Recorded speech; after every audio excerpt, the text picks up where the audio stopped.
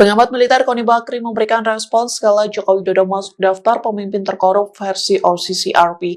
Respon itu disampaikan Koni melalui unggahannya di Instagram pada Jumat 3 Januari 2025. Koni mengunggah cuitan akun X Animos yang mengajak dunia memberikan atensi kepada Jokowi yang dinarasikan melakukan tindak korupsi. Akun tersebut mengajak Animos seluruh dunia membongkar kasus korupsi Jokowi yang disebut paling besar.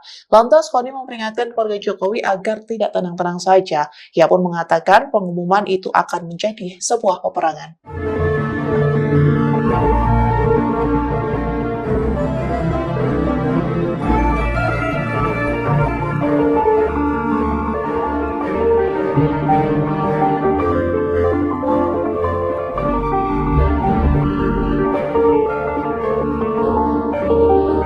Download Tribun X sekarang, menghadirkan lokal menjadi Indonesia.